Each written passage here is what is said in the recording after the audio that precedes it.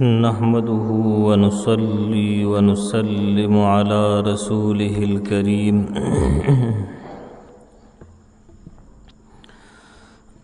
أما بعد فأعوذ بالله من الشيطان الرجيم بسم الله الرحمن الرحيم وأقيموا الصلاة ولا تكونوا من المشركين آمنت بالله صدق الله خالقنا العظيم وبلغنا رسوله النبي الأمي الكريم الأمين ونحن على ذلك لمن الشاهدين والشاكرين والحمد لله رب العالمين. درود شریف وائے. اللهم صل على سيدنا مولانا محمد وعلى آل سيدنا ومولانا محمد وبارك وسلم وصل عليه. اللهم صل على محمد عبدك ورسولك وصل على المؤمنين والمؤمنات والمسلمين والمسلمات. زما د اسلام او د مسلمانۍ خوګورونو الله پاکم سره زما د کامل ایمان برخه نصیب کا او الہ العالمین مو سره زما د دنیا او د آخرت د رسوایی او د شرمندګۍ نه په امن او امان کې وساته. ما ستاسو د وړاندې د زنانو د اصلاح په نیت باندې او د زنانو د دیندار کېدو په نیت باندې یو بیان شروع کړو او په هغې کې دا پیغام او میسج دی دغې زنانو ته او میندو خویندو ته چې دوی دینداري اختیار کړي او په دې بیاناتو کې چې کوم اسباب د عذابونو بیانېږي د هغې اسبابو نه دا میندې او خویندې ځان وساتي چې د جهنم د هغې لوی اور نه بچ شي. او دا ځکه نن سبا مونږ او تاسو ګورو په دنیا کې د زنانو تعداد چې کم دی دا زیات دی. 60% چې دی دا زنانه دي په دنیا کې. نو زنانه چې دینداره شوي نو د معاشرې نه فسادات په دغه ذریعه باندې ختمیږي بیا. او همدغه رنګې د علماو ذمواریم دا ده چې هغوی د خپل وس مطابق د خپل کوشش او د خپل مطالعې مطابق او د خپل علم مطابق نارینه او زنانه بلکې د نبی کریم صلی الله علیه وسلم امتیانو ته میسج او پیغام ورکي او د دین اسلام خبرې ورورسي. ځکه بهترین عالم هغه د شریعت مطهره وي چې هغه واعظ کوي نصیحت کوي صرف په دې نیت باندې چې نیت یې څه وي اصلاح المسلمین د مسلمانانو اصلاح شي. او دا د علم د پاره ګوره ړومبنی شرط دی د علم د حصول د پاره چې ستا نیت به صحیح وي چې د دې علم په ذریعه باندې به زه عملم کوم او دا به مسلمانانو ته رسوم او په دې علم سره به زه د مسلمانانو اصلاح کوم. که چرته کې دغه نیت نه وي او نیت د دنیا دپاره وي یا دې دپاره وي چې ما ته خلک مولانا صاحب ووایه او خلک راته عالم صاحب ووایي او شیخ صاحب راته ووایي په دغه کې نیت باندې علم کوي د دې علم هیڅ فایده نشته دغې ته شیطاني علم ویلی کېږي. بیا دغه رنګې په دې نیت باندې علم کوي چې خلکو سره پې جګړې وکړمه خلکو باندې بېځایه فتوې ولګوم او دغه رنګې د سم د مسلمان نه کافر جوړ کړمه او د دې علم په ذریعہ باندې څوکم بل مسلمان ته ضرر ورسوم نور دا شیطانی علم دی دې ته روحانی علم نه ویل کېږي او د دغه سي عالم او د واعظ بارک نبی علیہ السلام فرمایي چې څوک علم دې د پاره حاصل کی چې خلکو سره په مجادله وکي جنگ جګړو کې مسلمانان په فتنه کې واچي او بے ځای فتوی ولګي اول جما بلجام من النار نبی کریم صلی الله علیه وسلم فرمایي دغه سي بدبخت مولا تبا د قیامت په ورځ د اور واګه په خله کې اچول کی نو الله پاک دې موږ او تاسو ته توفیق را نصیب کړي چې موږ او تاسو د فساداتونه او د بیکار اعمالو ځان اوساتو د علم په ذریعہ باندې د علم مقصد دا وی چې خیر مسلمانانو ته ورسیږي او د مسلمانانو اصلاح په شي داسې نه چې په دې سره مسلمانان متنفر شي په مسلمانانو کې ډلبازي او تفرقه را پیدا شي نو د دغه سيزونو نه بزان ساتي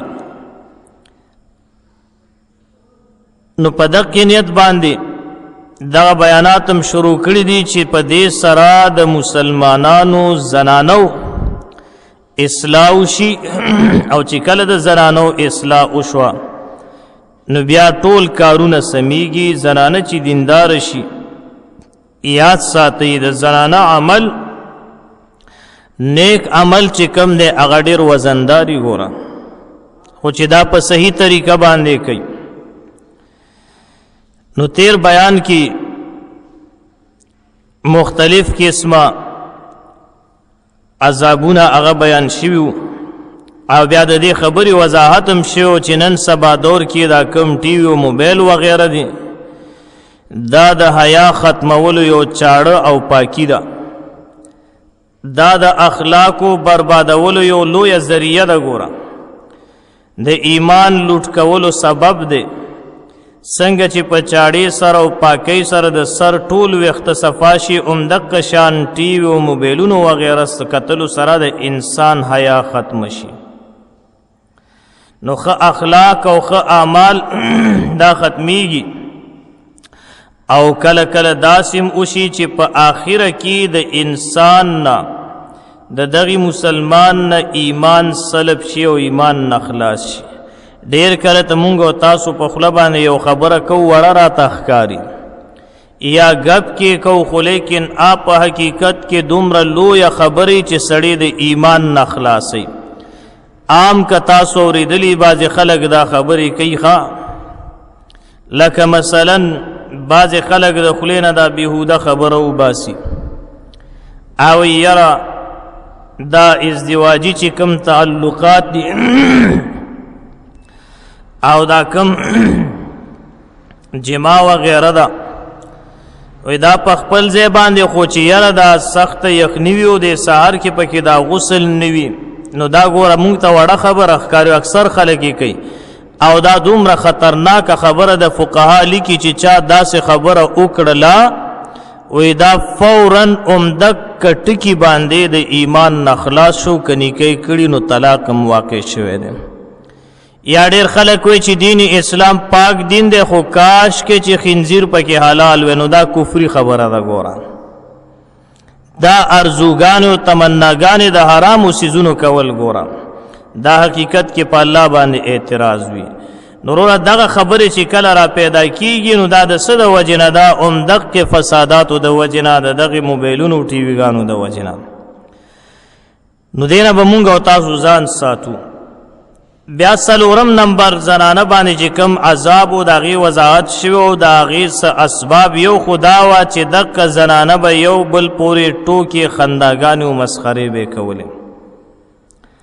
دویم په فرض غسل کی تاخير د حد نه زیات کول دا غي مې توضاحت کړو بیا ور پسې د زنانو چې کمی بیماریاں وي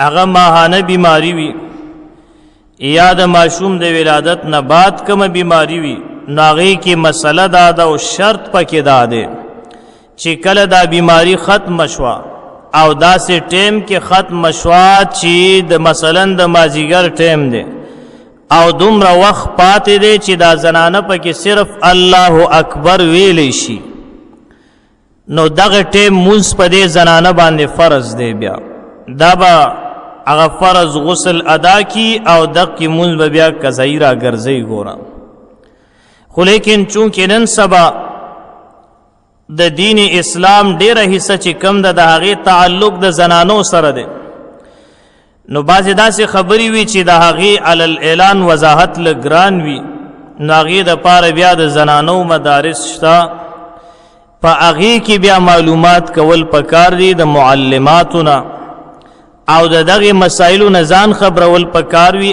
اکثر زنانه چې کم دی په دغه کې ګناه کې مبتلا وي، تر دې پورې چې ورځو پورې منځونه هغه تېنه ورباندې فرض شوي وي، صفایي راغلي، خو لیکن د هغې باوجود هم بیا په دغې غسل کې تاخیر کوي، نو هغه فرض منځونه تېنه پاتې شوي.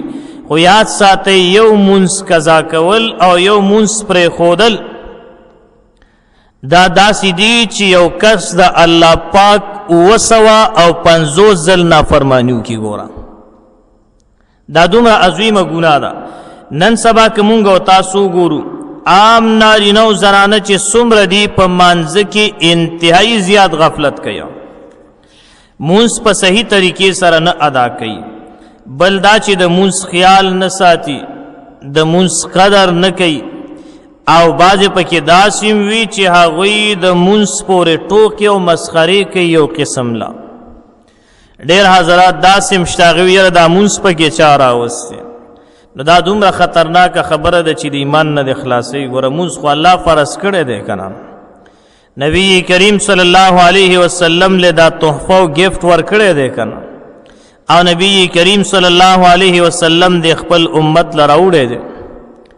نو دا قسمه خبرې کول، د قرنګې په فرض غسل کې تاخیر کول د حد نه زیات، او د قرنګې یو بل پورې ټوکې او مسخرې کول، دا د عذاب سبب جوړیږي، دا د نارینهو د پارم د عذاب سبب دی، او د قرنګې د زنانو د پارم د عذاب سبب دی. نو یو بل ته به سپک نه ګوري. سورت حجرات کې الله پاک فرمایي 2 رکوع ده، یا ایها الذین آمنوا لا یسخر قوم من قوم عسى ان یکونوا خیرا منهم ولا نساء من نساء عسى ان یکن خیرا منهن. الله رب العزت فرمایي اے ایمان خاوندانو، اے ایمان والو، تاسو د یو بل پورې ټوکې مسخرې او خنداګانې مه کوئ. دا الله پاک حکم کوي چاته؟ ایماندارو مسلمانانو بندگانو ته. نو چې کم سړی په حقیقت کې مسلمان وي او صحیح مسلمان وي او د الله د حکم باندې عمل کوي، او چا پورې خنداګانې وکړي، او چا پورې ملنډ وکړي، او چا پورې ټوکې مسخرې وکړي، نه. خو لیکن دا ګناه چې کم دی دا عام چې دی زنانو کې دا زیاته وخه. خو لیکن نن سبا سړیو نارینه چې ورته ویلی کېږي که نه، نو هغه هم پکې ښه زبردست مبتلا دي. اوس هغوی هم په دغه کې مسلمان پورې دوی خندا کوي، دین اسلام پورې دوی خندا کوي، د قرنګې مسجد او مدرسې پورې دوی خندا کوي، عالمانو پسې دوی خندا کوي، د قرنګې طلبو پسې دوی خندا کوي. کم سیز دی چې تینا پاتې شوی دی؟ یو سیز داسې نشي ښودی چې د دې خلکو نه پاتې شوی. ګوره هر سیز پورې ټوکې مسخرې خنداګانې، او الله د دې نه منع فرمایلی ده. او دا قرنګې زنانه به هم د یو بل پورې خنداګانې نه کوي. اوس یو زنانه مثلا کپړې اچولي او راشي چېرته واده خادي وي، نو به دا وګوره د شکل له وګوره، د جوړۍ له وګوره، د مخو کې ته وګوره، د کپړو ته وګوره، نو دغه خنداګانې دي سپک کتل دي که نه. دا قرنګې نارینه م کې مړه وي، د کپرې ته وګوره، د سپلو له خو وګوره، د کپړو ته وګوره، او دی ته وګوره، دغې ته وګوره. نو دا مسلمان پورې خندا کول دي. مسلمان پورې به خندا نه کوي. ولې؟ الله پاک د مسلمان بلکې د انسان په حسن باندې 4 قسمه کړي دي. مونږ تاسو که په قرآن باندې ځان پوی که کنه او د قرآن حقیقت ته ورسېدو نو دا به ډېره ښه ګوره. هسې مونږ تاسو خو نظر سرسری نظر باندې وایو خو سرسری نظر باندې خو کار نه کیږي کنه. د دې حقیقت پیژندل پکار دي. نو ډېر خلکو باندې حقیقت پټ وي ځکه علم نی ورسره پویه نه وي. نو څلور قسمه الله پاک کړي دي په څه باندې؟ د انسان په ښایست باندې، د انسان په دې باډۍ او وجود باندې. الله فرمایي والتین والزیتون وطور سینین وهذا البلد الامین. څلور قسم دي. الله پاک دا څلور قسم وکړل او بیا فرمایي لقد خلقنا الانسان فی احسن تقویم.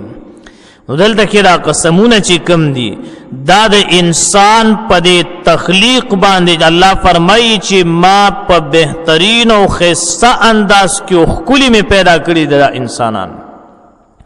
نو الله وی ښکلي مې پیدا کړي ته ورپورې خندا کې نو د الله مقابله دې وکړه کو دې نه کړله. یو کولال ماما چرته یو کوزا یا یو کنډول لوټه منګې چاټې وغیره جوړ کړي دي او تا د هغې پورې وخندل. الله کولال به خفه کېږي که نه به خفه کېږي؟ یا یو نقشې والا دی نقشې جوړه کړې ده او تا هغې نقشې پورې خفه کېږي که نه به خفه کېږي؟ نو دا انسان او کائنات او دا اشرف المخلوقات دا الله پاک پیدا کړي دي. د دې خالق الله دی، د دې مالکم الله دی، د دې رازقم الله دی، د دې معبودم الله دی. نو دغه خالق حقیقی پیدا کړي دی او ته ورپورې خندا کې نو خالق دې خفه که خفه دې نه که؟ خالق دې خفه کم. او چې خالق در نه خفه شو د خالق مقابله کې نو بس بیا خو خسرت دنیا والآخره، دنیا او آخرت دې تباه دي.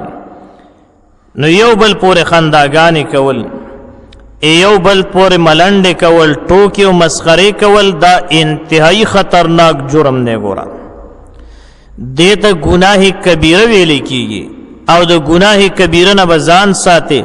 ډېر خلک مسلمان رور پورې خندا وکړي خو لیکن څه کوي؟ بیا ترې نه معافي نه غواړي. په رب یقین وکړه چې معافي دې ونه غوښتله الله پاک دې نه معاف کوي. ګوره ته به هغه نه معافي غواړې آته به عذر پیش کې چې زه ناپوه یم، جهالت کې پروتم، پته راته نه وه پلاني ټیم کې مې در پورې خندا کړې ده. اوس خو یې څو کړو باک نه ګڼي. ګوره ځکه ګناه عام شوې ده او یو څیز چې عام شي نو هغه بیا چا ته اړو ګناه نه ښکاري. دا ډېره خطرناکه خبره ده. ګناه ته ګناه نه ویل دا انتهایی خطرناک جرم دی. مرض ته مرض نه ویل انتهایی خطرناک. یو سړی چې مرض ته مرض ووایي نو د دې علاج کوي. بیا څه کوي؟ علاج یې کوي. او چې مرض ته مرض نی ویلی او مرض یې نه ګڼي نو بیا علاج کوي هېڅ کله هم نه کوي. نو دغې څیزونو ته که تا مرض ووایې ځکه دا روحاني مرض دی نو بیا تا ته علاج کول اسان دي. او که ته اړو مرض نه ګڼې نو بیا علاج کول درته ګران دي. بیا خو علاج نه کیږي ځکه چې مرض ته بیماری ته د بیماری په نظر اونه کتل بیا سړی علاج نه کوي. نو دوه قسمه بیماریانې دي. یو ته جسمانی بیماری ویلې کېږي او دویم ته روحانی بیماری. جسمانی بیماری دا چې کله انسان باندې راشي نو دې څه کوي؟ دی به اول الله ته رجوع وکړي، یو دوه رکعاته نفل به وکړي، الله نه به سوال وکړي یا الله تکلیف رانه لرې که ځکه تکلیف لرې کوونکی ذات صرف یو الله دی. که چېرته کې دې ټیک شو فبها ونعمت بس بیا صحیح ده. او که ټیک نه شو نو بیا دې لږه صدقه وکړي او الله نه دې سوال وکړي. که بیا هم ټیک نه شو نو بیا دې دم درود وغیره دې وکړي. خو صحیح دم درود ګوره چې منترې وغیره پکې نی. او که بیا هم ټیک نه شو ځکه دم درود کول دا سنت دی، دا یو علاج دی. الله فرمایي چې ما قرآن شفا نازله کړې ده. نو دې بیا دم درود وغیره وکړي. که بیا هم ټیک نه شو نو بیا دې څوک ډاکټر صاحب نه دې علاج وکړي. مونږ او تاسو سکو زمونږ او تاسو ډومبنې صحیح اول ډاکټر لزان رسو. نو یاد ساتئ دغه ترتیب سره دا بیماری چې دا لري کیږي ښه دا بیماری څه کیږي دغه ترتیب سره. نو دغه جسمانی بیماری ده بل روحانی بیماری ده. روحانی بیماری چې تا نه لري کیږي کنه نو دې د پاره یو ماحول پکار دی دې د پاره یو کلاس پکار دی دې د پاره یو جماعت پکار دی دې د پاره یو یونیورسيټي او کالج پکار دی نه کم دی هغې ته ویلی کېږي څه خانقاه د هغې بزرګانو چې هغه په شریعت مطهره باندې برابر وي. ګوره په څه باندې برابر وي؟ په شریعت مطهره باندې.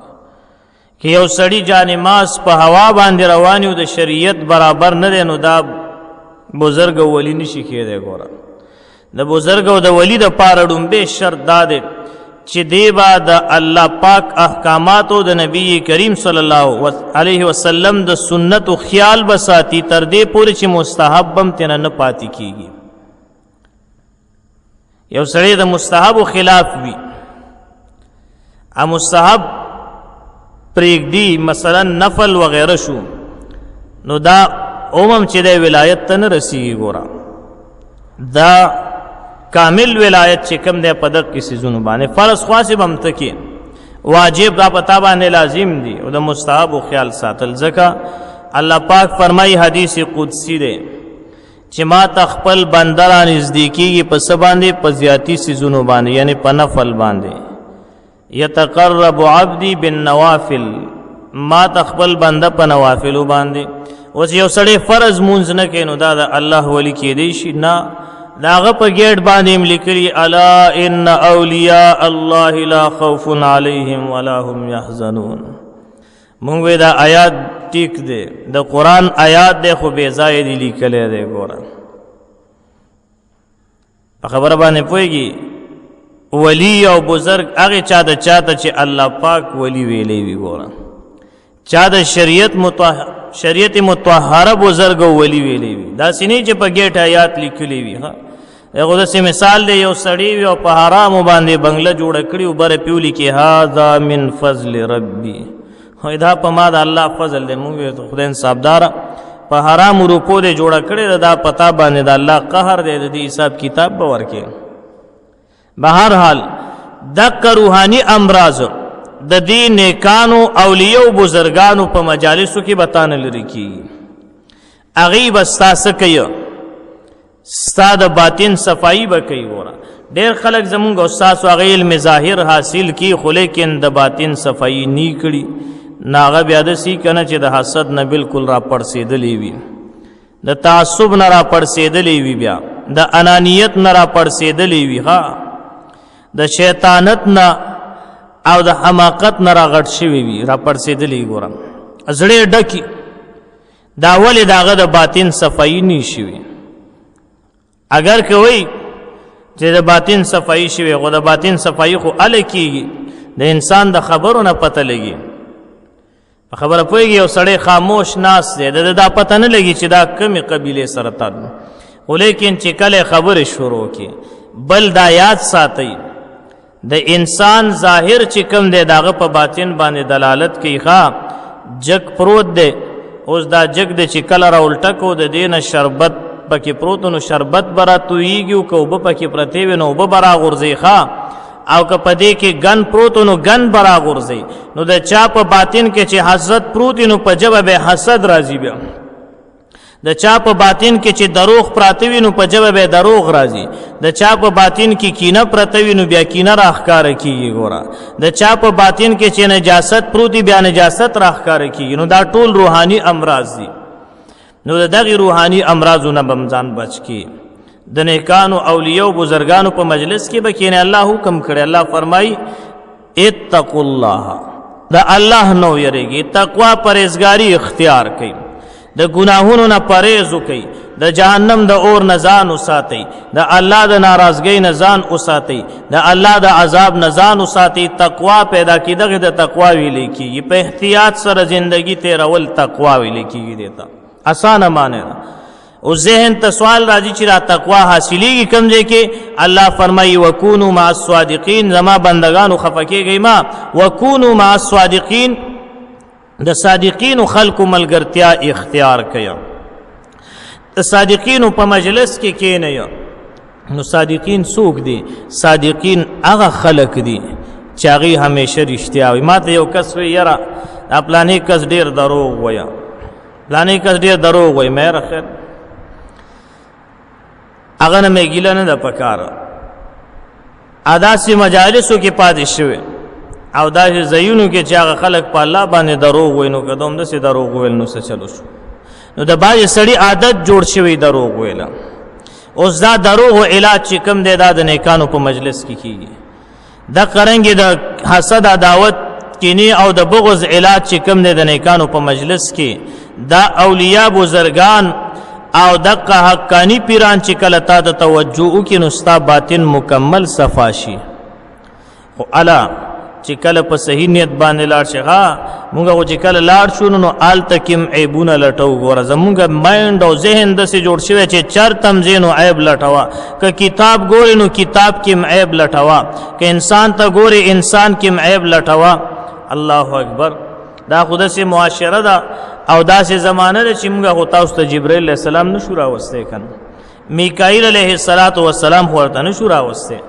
اسرافیل علیه السلام درته نشو راوستی او که اسرائیل علیه السلام راځي الله دې راولي درله دا نور زموږ اختیار کې نه وي پوه شوې په خبره باندې نو معاشره دې تم قتل پکار دي نو مونږ او تاسو د امتحان په نظر باندې کړي پیرانو دربار ته زونو د امتحان په نظر باندې آل تکیم بیا فساد جوړ کړي الله پاک دې مونږ او تاسو باندې رحم وکړي نو دغه مختلف قسمه عذابونه زنانو باندې دا زنانه چې کوم دي دوی بم علم حاصلې او الحمدلله الله پاک مونږ او تاسو باندې لوی رحم کړی دی د زنانو مدارس هم شته دی پاغې کې درس نظامی ویلې کیږي پاغې کې مسائل یادېږي په ترجمه باندې قرآن ویلې کیږي دغه شانتې پاغې کې د حفظ او د ناظرې او د تجوید کلاسونه شته اوس هم چې یو زنانه علم او دین نه حاصلې دا بدبخته زنانه وي ځکه زنانه چې کوم دی دا یوازې الله پاک د دنیا د کارونو دپاره